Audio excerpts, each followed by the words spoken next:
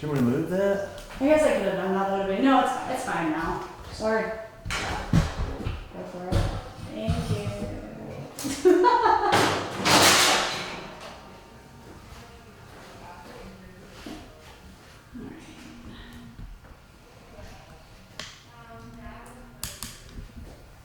Alright, so you can look at me the whole time. Okay. Start off, say and spell your name for me for the record and tell me your title. J.C. Jacobs. That's J period C period JACOBS, and I'm a physician with Spring Hill Emergency Physicians. Spring Hill, and then also work here at Urgent Care by day. And, I mean, what does COVID-19 look like on our local level right now?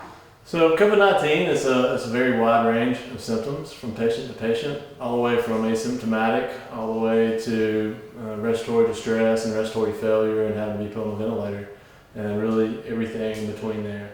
Really the most common symptoms that we're seeing is a flu-like illness with body aches, myalgias, just not feeling well, having some cough, some runny stuffy nose, fever, the typical symptoms of flu that everyone is used to seeing.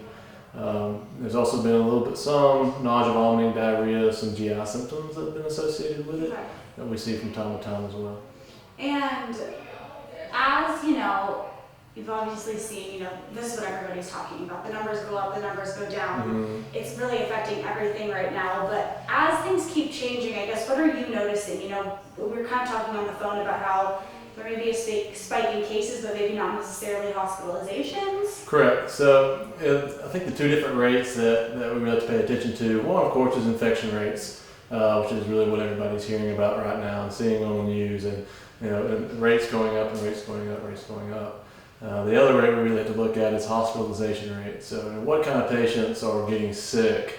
For the most part right now, it's really more young, healthier patients that are contracting the virus and getting sick with it. Which means that they are getting sick, but they're able to go home and stay home and not be hospitalized. Now, as the rate of infections increase in young, healthy patients, that's going to equal some increased exposure to high-risk patients, which will, for sure, is going to increase the hospitalization rate somewhat. But as long as there's not an explosion in the hospitalization rate, not an overload of the healthcare system, and even one step beyond hospitalization rates would be ICU admission rates. How many patients have to be admitted to the ICU for really intensive oxygen therapy and/or ventilation, mechanical ventilation is very important. So at least in our area, we've seen a slight increase in hospitalization rate, but nothing that would overwhelm our system at this point. Just the concern right now is just with the increase in overall infection rate, how much is that hospitalization rate going to increase over the next 1 to 2 weeks, over the next few months as we get into cold and flu season this winter. Gotcha. Okay, that's interesting. I never really thought about it in the context of, the ultimate possible exposure to those high-risk patients. Yeah. And what has it been like for you, in your day-to-day work life since this started? It's changed a lot as everything with this virus has changed. I think initially, when this first started, back when we saw the big explosion in cases overseas, and we're hearing all these stories, and we're trying to prepare for that here in the U.S. A lot of people were scared of this virus. There's a very high anxiety level about how is this going to affect us, how contagious is it going to be. Are we as healthcare providers, how many of us are going to get it? Is it going to be just a few? Is it going to be half? Is everybody, what's it going to be like? And so the first week or two, it was a very high stress time between trying to prepare the ER, trying to prepare the hospital, trying to prepare our urgent care, getting PPE, how diligent do we need to be, answering questions. There were a time of a lot of questions of friends, of family, of workers, of companies that are wanting to know, what are my expectations for this illness? How is this going to affect me? What do I need to do? Should I lock myself in my house for the rest of my life? No, don't do that. And so initially it was a very high anxiety time and pretty stressful. But then as we began to see patients and began to understand how to recognize patients and ones that are more sick than others, and kind of more or less kind of get used to evaluating and treating these patients, and some of that anxiety died down, and as the general public began to become educated about the illness and the virus, and there's some education for themselves. And now, today, it's not that anxiety, that stress level is not there anymore, although of course the illness is still there. And so, we've, at least in the ER, obviously we see sicker patients in the ER than we do here at the urgent care, but at both facilities, we've put processes in place to separate possibly infected patients from non-COVID infected patients that aren't there for COVID infection or to be tested for COVID infection. And so we've put those processes in place, which has been extremely helpful. And then when we have two separate treatment areas for these COVID patients, we have one treatment area for those that are likely going to be able to go home, that may or may not have the illness and are going to be tested. And we have our areas for patients that are going to have to be hospitalized, usually for low oxygen levels, low oxygen saturations. So now we have our processes in place. Everyone's been educated on the disease. The public has more education on the disease. It's made it a much less stressful environment to work in, and we're doing a much better job at handling these presentations of patients with possible COVID.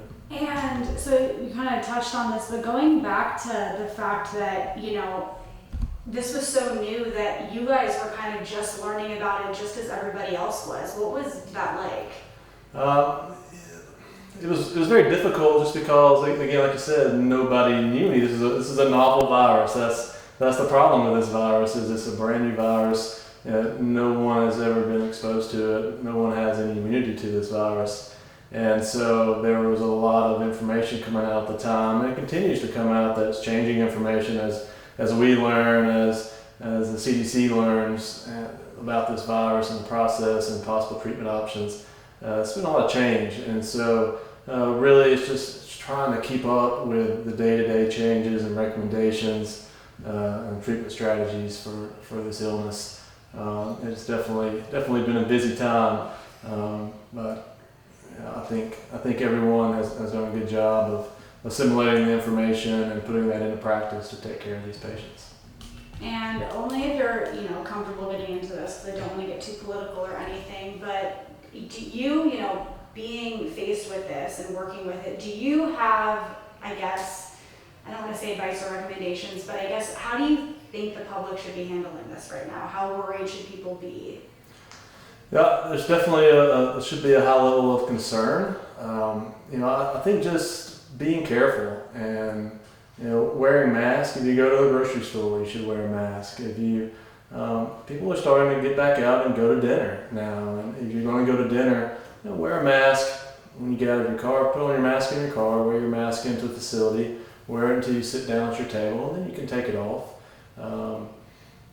Wash your hands vigorously when you get home before you leave to go to a public space. But I do feel like, I think right now the big issue right now is fireworks displays being canceled all over, and I think that's a good thing, because that is a public gathering of a large number of people that is an easy thing to prevent that kind of gathering of a large amount of people.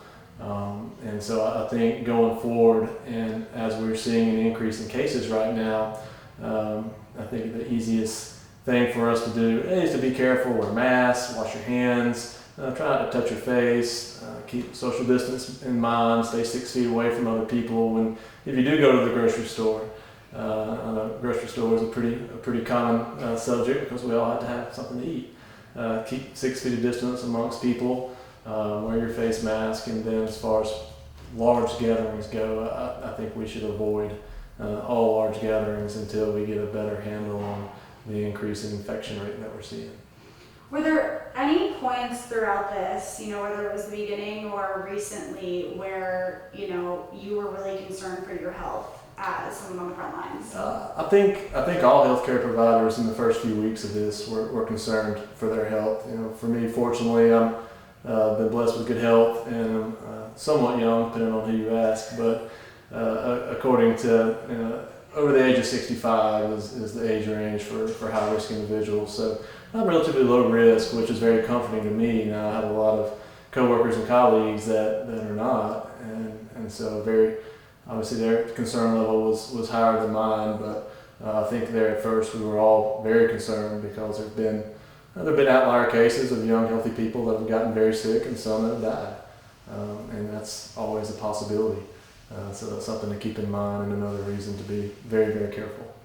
And when it came to, is there COVID testing done here at this facility? Yes. When did that start, and how did you guys, come to that decision or just get that going and everything here? So when all this started, there was no testing available. That was a big issue when we first started to see this illness, and we couldn't test for it, and so we really didn't know who had it and who didn't. There were certain signs and symptoms. As we're coming into the summer now, when people come in with a flu-like illness, the chances of it being COVID are much higher because we just don't have a whole lot of cold and flu during the summertime.